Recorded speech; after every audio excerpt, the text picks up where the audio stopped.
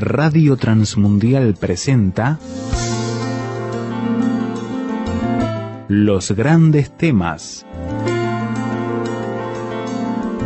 Un tiempo donde el pastor Salvador de Lutri nos lleva a pensar en la problemática más profunda del ser humano. Los Grandes Temas. En la epístola de Santiago, en el capítulo 2, el versículo 14. Hermanos míos, ¿de qué aprovechará si alguno dice que tiene fe y no tiene obras? ¿Podrá la fe salvarle? Y si un hermano o una hermana están desnudos y tienen necesidad del mantenimiento de cada día, y alguno de vosotros le dice, id en paz, calentaos y saciaos, pero no le dais las cosas que son necesarias para el cuerpo, ¿de qué aprovecha? Así también la fe, si no tiene obras, es muerta en sí misma. Pero alguno dirá, tú tienes fe y yo tengo obras. Muéstrame tu fe sin tus obras, y yo te mostraré mi fe por mis obras. Tú crees que Dios es uno, bien haces. También los demonios creen y tiemblan. ¿Mas quieres saber, hombre vano, que la fe sin obras es muerta? ¿No fue justificado por las obras Abraham nuestro padre cuando ofreció a su hijo Isaac sobre el altar? ¿No ves que la fe actuó juntamente con sus obras y que la fe se perfeccionó por las obras? Y se cumplió la escritura que dice, Abraham creyó a Dios y le fue contada por justicia y fue llamado amigo de Dios. Vosotros veis pues que el hombre es justificado por las obras y no solamente por la fe. Asimismo también Rahab, la ramera, ¿no fue justificada por obras cuando recibió a los mensajeros y los envió por otro camino? Porque como el cuerpo sin espíritu está muerto, así también la fe sin obras está muerta. En el libro de los Hechos de los Apóstoles hay una historia muy breve, pero muy conmovedora. Es una historia de una persona que se la menciona solamente en ese pasaje en la Biblia y que no sabemos nada ni de su pasado ni de su futuro. Sabemos solamente ese episodio. Y sin embargo, a pesar de que realmente no cambió el curso de la historia, deja una impronta muy importante en lo que es la historia de la fe cristiana. Me refiero a una mujer que se llamaba Dorcas y que vivía en Jope. Jope es lo que actualmente es Tel Aviv.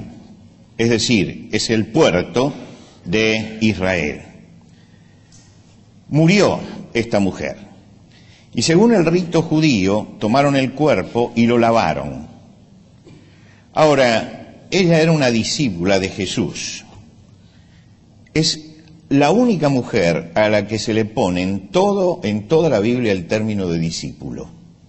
Se señala específicamente que era una discípula de Jesús.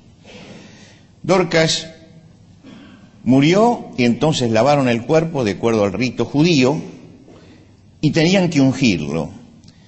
Pero ellos seguían el sistema judío con los muertos. Pero en ese momento alguien dijo, pero está el apóstol Pedro acá cerca, vayamos a buscarlo. Y parece que estaban en un estado de angustia frente a esta muerte y a esta pérdida y lo llaman al apóstol Pedro para que venga.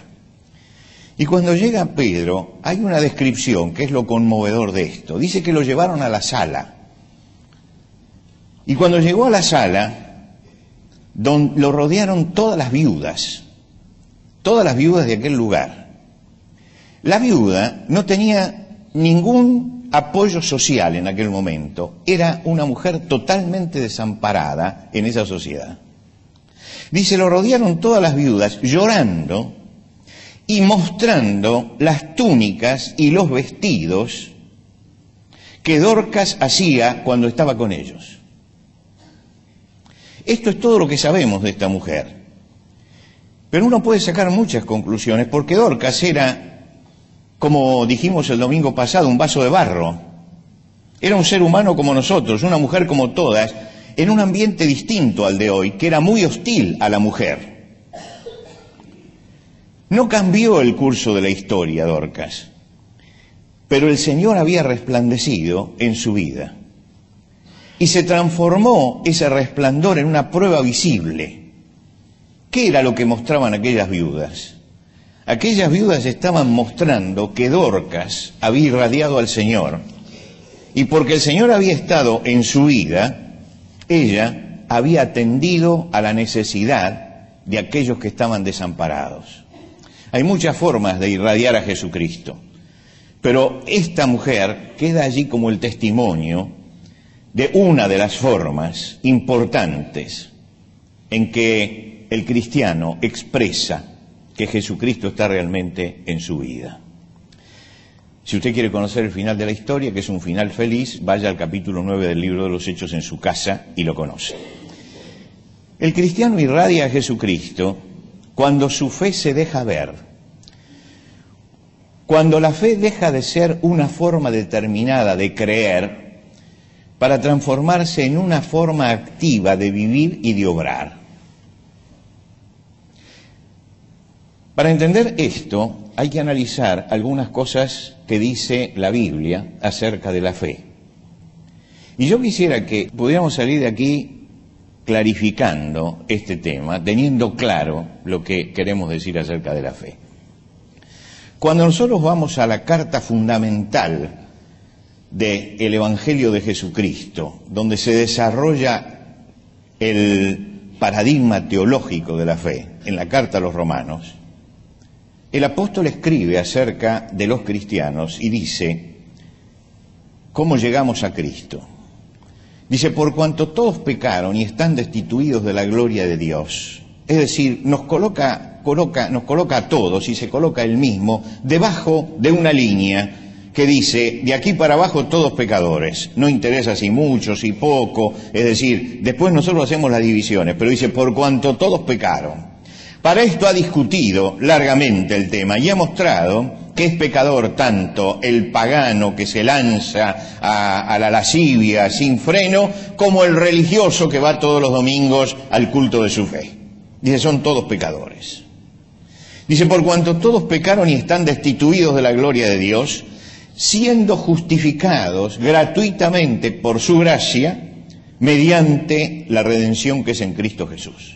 Es decir, que Dios en su gracia nos perdona en Cristo Jesús, nos justifica en Cristo Jesús. El pecador perdido se acerca a Jesucristo y establece el puente con Dios a través de Cristo. El sacrificio de Cristo hace posible que el precio del pecado nuestro haya sido pagado, lo pagó Cristo, y entonces entramos a estar en comunión con Dios. Ahora, ¿y cuál es el medio? ¿Cómo somos justificados delante de Dios? Y entonces vamos más adelante en la carta a los Romanos y Pablo dice, justificados pues por la fe, tenemos paz para con Dios por medio de nuestro Señor Jesucristo. Quiere decir que el elemento de fe es fundamental para que una persona llegue a tener la salvación en Cristo Jesús.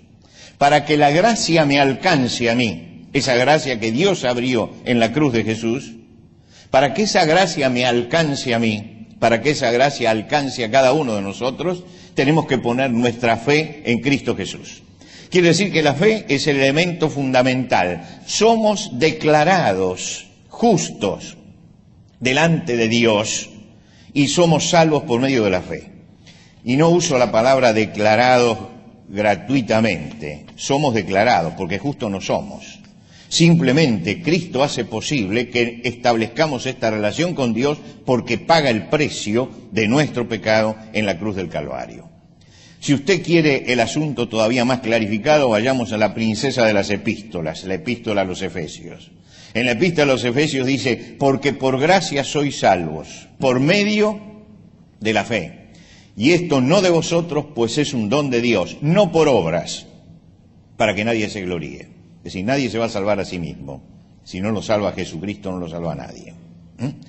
Quiere decir que la gracia de Dios, en la gracia de Dios, Dios nos justifica gratuitamente por su gracia, somos justificados por medio de la fe y no nos salvamos por nuestras propias obras. Esto queda claro.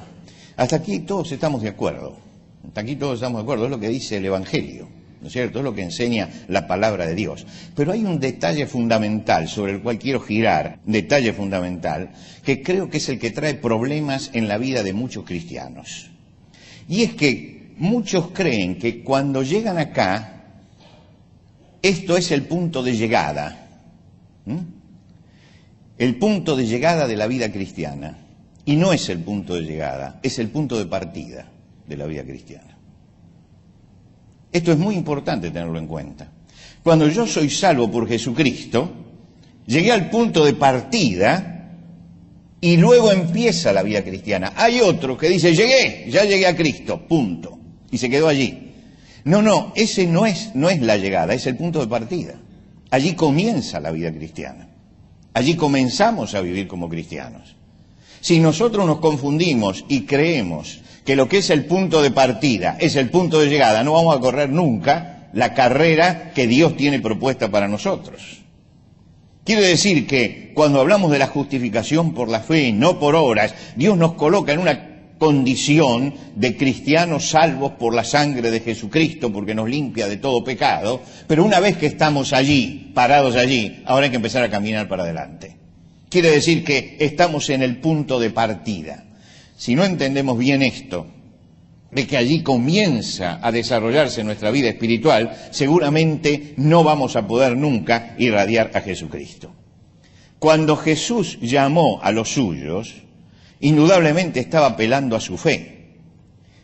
Apelaba a la fe de ellos, pero el llamado de Jesucristo a Leví, a Pedro, a Andrés, a Juan, a Jacobo, tenía una palabra clave, que era la palabra sígueme. Como diciendo, en este momento vas a poner mi fe en lo que yo digo, pero empieza un camino y hay que seguir ese camino. Y si no siguen ese camino, nunca van a poder gozar de los beneficios de la vida en Cristo Jesús. Quiere decir que ellos dejaron todo lo que tenían. En el caso de los pescadores dejaron las redes, en el caso de Mateo dejó el banco de los públicos tributos o el negocio familiar como lo dejó Juan y Jacobo. Dejaron eso porque ahora había que seguir a Jesús y empezaron a transitar un nuevo camino. Y esto es algo que resalta en el libro de los Hechos de los Apóstoles. Cuando Saulo pide carta para perseguir a los cristianos, le pide al Sanedrín, al máximo tribunal judío, que le dé una carta de presentación para presentarse en la ciudad de Damasco donde no lo conocen y para ser bien recibido y que le permitan perseguir a los cristianos. Él dice que pidió carta para las sinagogas de Damasco a fin de que si hallase algunos hombres o mujeres de este camino, él no dice para que se hallase algunos hombres o mujeres de esta fe o de esta creencia, sino de este camino. Porque ya los que estaban afuera veían que la fe cristiana era un camino, era gente que andaba, caminaba y progresaba en un sentido totalmente distinto al de ellos. Están caminando. Están destacando en este pedido que la fe de los cristianos no era una forma diferente de creer, sino que era una forma diferente de vivir. Era un camino que ellos habían adoptado, que era una fe que afectaba profundamente sus vidas y que le daba un nuevo rumbo definitivo. Entonces lo llamaban el camino, el camino. Más adelante, cuando está predicando Apolos, que es un joven que comienza a predicar, nos cuenta el libro de los Hechos en el capítulo 18, dice, este había sido instruido en el camino del Señor. Fíjense ustedes el detalle, no dice en la fe de Jesucristo, sino en el camino. Le habían enseñado no a creer como cristiano, sino a vivir como cristiano. Quiere decir que la fe, que es la base fundamental, lo hemos leído al principio, se transformaba en un obrar y en un andar. Empezaban a andar como cristianos. Entonces, cuando instruían a los primeros cristianos, no los instruían solamente en los detalles teológicos y en los silogismos teológicos de la fe, sino que les enseñaban que quien tiene a Cristo tiene que vivir en una forma diferente y tiene que manejarse en una forma diferente y tiene que seguir un camino diferente. Entonces, estos eran los que andaban en el camino, no se quedaban en la teoría, lo metían esto en la práctica. Cuando Pablo se va a defender ante el tribunal de Félix, que lo está acusando, dice Pablo en su discurso de defensa: por eso te confieso que según el camino que ellos llaman herejía, yo sirvo al Dios de mis padres, creyendo todo lo que está escrito en la ley y en los profetas. Está diciendo, ustedes a este camino lo llaman herejía. Fíjense que no dice a esta creencia, a esta fe, a esta doctrina, sino que realmente ellos estaban comprometidos con Cristo y vivían la fe cristiana. Pablo no habla solamente de lo que él cree. Él dice, yo creo todo lo que manda la ley y los profetas, pero estoy en un camino, es decir, lo que yo leo lo estoy poniendo en la práctica. Por la fe en Jesucristo había cambiado su vida, Dios le dio un nuevo rumbo a la vida, le señaló un camino de vida, y esto molestaba a los judíos ortodoxos, porque ellos habían hecho de la fe una cantidad de silogismos religiosos. Pero resulta que no había vida, no había vida, no había un compromiso de irradiar a Jesucristo. Nosotros estamos acostumbrados a disociar. De repente calificamos a un hombre y decimos, este es un hombre pensante, es un hombre de pensamiento. Y vemos a otro y decimos, este es un hombre de acción.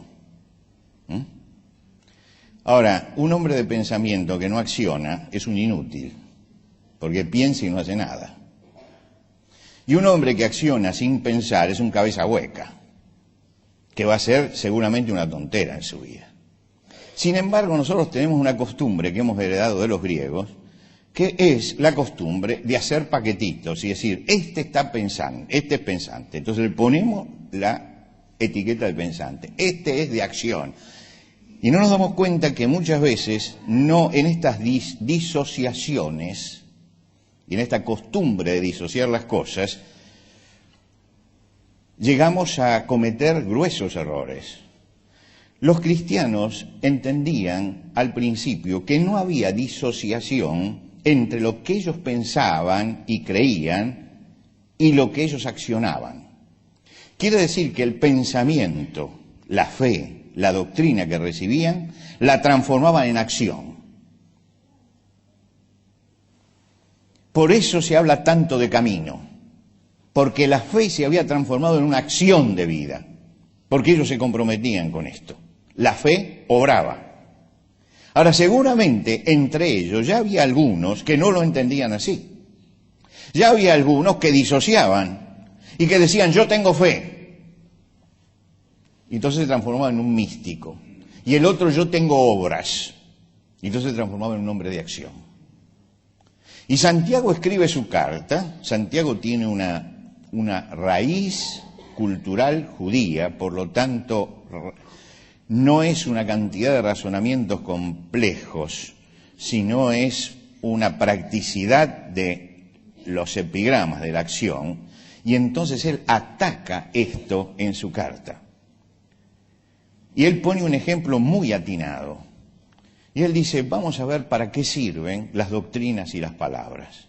Vamos a suponer que acá hay un hermano o una hermana que no tiene con qué cubrirse, que no tiene lo necesario para subsistir. Y entonces yo saco toda la doctrina y le digo, bueno, id en paz y calentaos y saciaos, pero no le doy lo que necesita. Dice, ¿de qué aprovecha? ¿De qué aprovecha si yo conozco una cantidad de doctrinas y de principios y los defiendo y sé cómo hacer la apologética, si eso no baja a mi vida? Si eso no se encarna en la realidad de mi vida. Este es el problema fundamental de la Iglesia en el día de hoy. Que hay muchas teorías de la fe y mucha teología de la fe, pero el asunto es que hay que hacerlo bajar a la vida. Hay que hacerlo bajar a la conducta de todos los días. Y allí es donde está la falla fundamental. Y entonces él saca de esto, de que no se le puede dar al que está hambriento palabras ni doctrinas, sino que hay que darle ropa y comida, él saca una conclusión. Y la conclusión es así también, la fe, si no tiene obras, está muerta en sí misma. Está muerta en sí misma. La fe sin acción es una fe que está muerta, se queda en las palabras, es una declamación, está muerta. Lo que está muerto dejó de ser, y lo que dejó de ser no existe. Y esto es lo que está queriendo decir Santiago. Una fe que no acciona y no se transforma en obras es una fe que está muerta. Es una fe que no tiene entidad. Y al no tener entidad no existe como fe. Está muerta en sí misma. Está muerta. Dejó de ser. Entonces, ¿qué nos quedó? Nos quedó la palabra hueca, la declamación hueca. Porque eso no bajó a la vida. Una fe que no obra es una fe que no tiene eficacia, que no sirve para nada y que no proviene de Dios. Porque todo lo que proviene de Dios fructifica. Todo lo que proviene de Dios fructifica, siempre. Y él rechazó la disociación. ¿Y cómo rechaza Santiago la disociación? Dice, muéstrame tu fe sin tus obras. A ver, no haces nada y dice que tiene fe. ¿Cómo la veo yo? Y yo te mostraré mi fe por mis obras. Es decir, la fe se ve afuera. Y me justifica delante de los hombres como cristiano, cuando se manifiesta en obras, en lo que nosotros realmente hacemos. La fe que no obra no se ve porque está muerta, porque no existe. La fe verdadera es la que muestra a Jesucristo, es la que expresa e irradia a Jesucristo. Y él pone al final un ejemplo extremo. Dice, algunos se conforman con que creen. Dice, ¿qué es lo que creen? Que Dios es uno. Bueno, los demonios también creen lo mismo. Yo hacía en estos días, tuve que viajar en el buquebús y son 3 horas de viaje. Así que eso da tiempo para reflexionar y para anotar. Y buscaba cuáles son todas las doctrinas que cree Satanás. Y yo le digo que Satanás cree todas las doctrinas de la Biblia mucho mejor que todos nosotros. Cree en la justificación por la fe. Si no, no atacaría. Cree en la salvación eterna del cristiano. Cree en todas esas doctrinas. Y Santiago está diciendo, mire que el demonio también cree, pero tiembla, porque la fe no produce nada en él. La fe tiene que accionar. Y nos muestra entonces la tontería de hacer una disociación entre fe y obras. Santiago usa una palabra muy fuerte aquí. Él dice, ¿más quieres saber, hombre vano? Claro, nosotros si hablamos con una persona y le decimos, usted es un hombre vano, esa persona no va a sentir absolutamente nada porque esa palabra está un poco en desuso. Pero él usa la palabra vano y por eso el traductor pone la palabra vano. Pero en aquel momento tenía una fuerza tremenda porque significaba hombre hueco, hombre hueco. Es un hombre vano, significa un hombre hueco, un hombre vacío, un hombre sin contenido, sin preparación, un cabeza hueca, o como traducen algunos, un tonto. Alguien que tiene la evidencia delante de los ojos y no la ve. Y entonces él dice, mas, ¿quieres saber, hombre vano, que la fe sin obras es muerta? Y le trae 2 ejemplos nada más, se podrían poner cientos, y si usted va al capítulo 11 de la carta a los Hebreos, va a tener otra cantidad de ejemplos, mucho más grande que la que hay acá. Pero él pone 2 ejemplos, dice, tomemos el caso de Abraham. Abraham fue justificado por la fe o por las obras también. Y entonces dice que la fe de Abraham se manifestó en obras. Él puso su fe en Dios, por supuesto, por eso dejó el lugar en que estaba y todo, pero cuando llegó el momento que Dios le dijo, entrégame a tu hijo, él entregó a su hijo. Rahab, aquella mujer que aparece en el libro de Josué, era muy famosa entre los judíos en ese momento, por eso la trae Santiago, porque corrían incluso leyendas sobre Rahab, no solamente lo que dice el libro de Josué. Las obras dieron testimonio de su fe. ¿Por qué? Porque llegaron los espías y ella los salvó, los cuidó, los protegió, desvió a los perseguidores. Todo esto mostró realmente que la fe que tenía en ese Dios del que hablaban ellos había hecho algo en su propia vida. Y entonces concluye Santiago taxativamente diciendo, porque como el cuerpo sin espíritu está muerto, así la fe sin obras está muerta. Está muerta. Así como el cuerpo sin espíritu, y acá utiliza la palabra espíritu para hablar de toda la parte inmaterial del hombre. Ese ser que cuando se muere queda deshabitado. Dice, cuando llegamos al cuerpo del hombre sin espíritu, está muerto, está deshabitado. Así la fe sin obras es un cadáver. Es un cadáver. Está muerta. Si no se expresa, esa fe está muerta. Y está diciéndonos que la disociación produce muerte.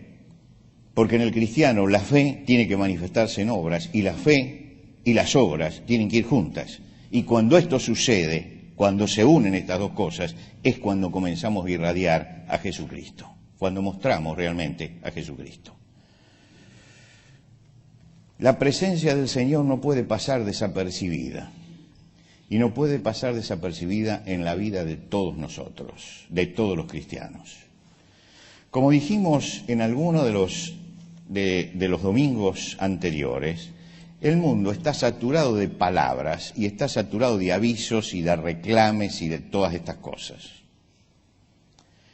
El mensaje de Jesucristo es un aviso más, es una publicidad más, es un proselitismo más dentro de todos los proselitismos, a menos que el que hable de Jesucristo lo muestre en su vida, a menos que eso, si no es puro proselitismo.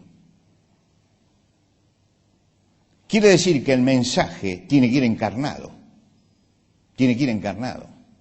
Y si el mensaje no va encarnado, no va a llegar nunca al otro. Porque yo no puedo hablar de la paz de Dios si no tengo paz en mi vida. No puedo hablar del gozo del Señor si no tengo gozo en mi vida. No puedo hablar de la salvación en Cristo como si no tengo una nueva vida realmente en Cristo Jesús. Entonces la palabra se transforma en hueca, en hueca. Y podemos activarnos todo lo que queremos, pero si no mostramos a Cristo en nuestra vida, si no se ve en nuestra conducta, entonces las palabras son huecas, no tienen sentido. Que usted predique a Jesucristo, predique a Buda, predique a Confucio, o predique lo que predique, es exactamente lo mismo. Si no está mostrando en su vida que realmente Cristo ha hecho algo. El testimonio viviente de la persona que actúa como cristiano, porque cree y tiene su fe puesta en Jesucristo. Cuando empezaron a salir todos los cristianos a la luz, después de la resurrección y de la ascensión de Jesús y de la llegada del Espíritu Santo, se empezaron a inquietar las autoridades judías con esta gente, no solamente por lo que predicaba, sino también por lo que vivía. Y los tenían dentro del templo en Jerusalén. Y la gente empezaba a admirarlos. La gente los admiraba. Admiraba el cambio, la conducta que ellos tenían. Los admiraban. Y esto les molestó muchísimo más. Porque ellos podían tolerar una secta más dentro del judaísmo, no había ningún problema. Pero no podían tolerar estas vidas realmente cambiadas. Y entonces dijeron, hay que cortar la cabeza. ¿Quiénes son los que más se destacan entre ellos? Y alguien dijo, Pedro y Juan. Pedro es el que siempre está hablando y Juan es el que lo apoya. Entonces dijeron, tráiganlos a Pedro y a Juan. Estos dos llegaron ante el concilio. Y el concilio sabía que ninguno de ellos tenía preparación teológica, diríamos hoy. Ninguno de ellos había estado en las grandes escuelas. Ellos hablaban de ellos como hombres sin letras, del vulgo, del pueblo, y los trajeron delante del concilio. Y los acusaron, y ahí empezaron a hablar. Y hablaron Pedro y habló Juan, y dice, entonces viendo el denuedo de Pedro y de Juan, y sabiendo que eran hombres sin letras y del vulgo, se maravillaban y les reconocían que habían estado con Jesús. Ahora la palabra viendo es contemplando, analizando. Si los tuvieron allí delante, ¿a quién tenían? A dos pescadores. Pero esos dos pescadores, cuando uno analizaba lo que ellos decían, la vida que llevaban, el impacto que tenían en la gente, tenían que reconocer que siendo hombres sin letras y del vulgo, no habiendo ido a ninguna escuela de estas, habían estado con Jesús. Porque estar con Jesús es el mejor seminario que uno tiene en su vida. Habían estado con Jesús.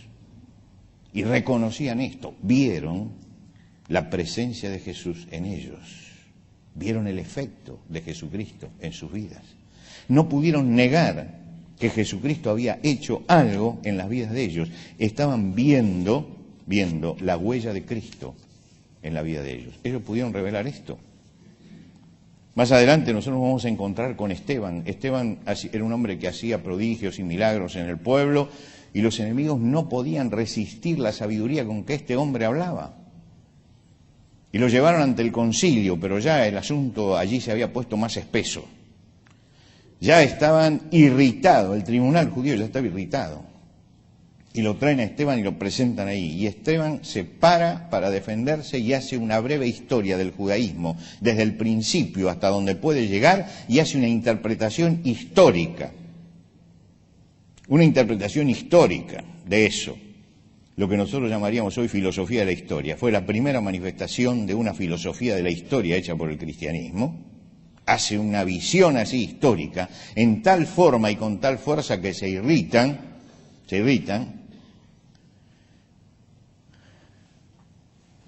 y el concilio lo mira. Dice, entonces todos los que estaban sentados en el concilio, al fijar los ojos en él, vieron su rostro como el rostro de un ángel. Tenía una paz tremenda, a pesar de que iba a enfrentar al tribunal que había matado a Jesús. Y una paz tremenda. ¿Cómo es el rostro de un ángel? Nadie lo sabe. Nadie lo sabe. Ellos, dice, vieron el rostro como el rostro de un ángel, porque seguramente se imaginaban que un ángel debía derramar paz, que debía traer la luz de Dios en la vida. Y esto es lo que vieron en él. Es decir, había algo en la vida que se veía. Había algo que mostraban. La gloria del Señor se transparentaba en ellos. Pasaba por encima del envase. Mostraba la presencia dentro del vaso de barro, la presencia brillante de Dios. Eran vidas transparentes, sin grumos, sin fisuras, sin zonas oscuras y opacas. Mostraban a Jesucristo. Era un cristianismo no declamado, sino vivido. Y esto es lo que está afectando la vida de miles y miles y millones de cristianos en el día de hoy. Un evangelio declamado, pero no vivido, no encarnado. Y si la fe no se encarna, está muerta en sí misma. Por eso Jesús, hablando de los suyos, dijo, por sus frutos los conoceréis. Si tienen una verdadera fe, esa fe se va a mostrar en la vida. Si no, es pura declamación. Miren que van a venir muchos y van a decir, Señor, Señor. Y van a tener una perfecta teología. Pero observen ustedes los frutos que tienen. No se dejen convencer por las palabras. Algunos en aquel día dirán, Señor, Señor, no, en tu nombre no echamos fuera demonios, hicimos muchos milagros, etcétera, etcétera. Y dice, y les voy a decir, no os conocí.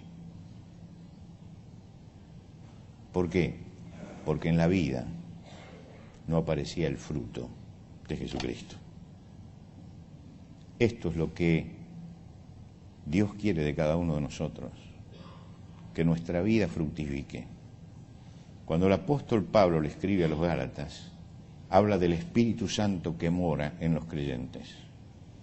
Y él dice, el fruto del Espíritu es gozo, paz, amor, tolerancia, bondad, benignidad, fe, templanza.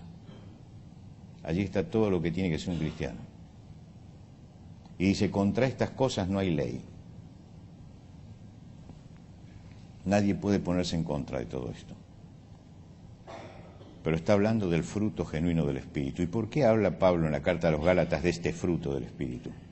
Porque los Gálatas se habían ido por las nubes de Úbeda, dando vuelta con la circuncisión o no la circuncisión, con esto y lo otro, y él los baja y dice, señores, el fruto del Espíritu es esto.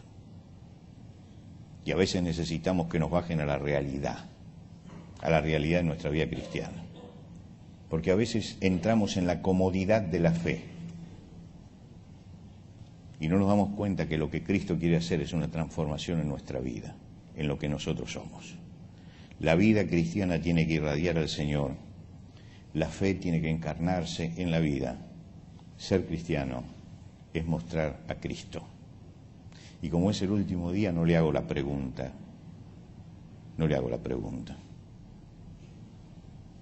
La dejo pendiente la pregunta. Hago simplemente la afirmación. Cada uno ya habrá pensado en la pregunta. La vida cristiana tiene que irradiar a Cristo. La fe tiene que encarnarse en la vida.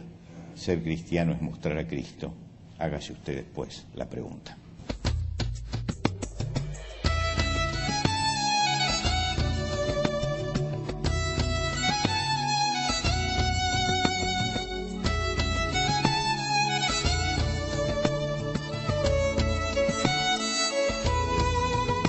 Antes de finalizar los grandes temas del día de hoy, les queremos dar los canales de comunicación donde usted puede entrar en contacto con el pastor Salvador de Lutri. Por carta, hágalo a Los Grandes Temas, casilla de correo 5051, Montevideo, Uruguay. Los Grandes Temas, casilla de correo 5051, Montevideo, Uruguay. Y el correo electrónico, losgrandestemas@transmundial.org. losgrandestemas@transmundial.org. Nos encantaría escuchar de usted, saber cuáles son sus comentarios, preguntas, reacciones e inquietudes sobre el tema de hoy. Por ahora nos despedimos hasta otro espacio de Los Grandes Temas, una producción de Radio Transmundial.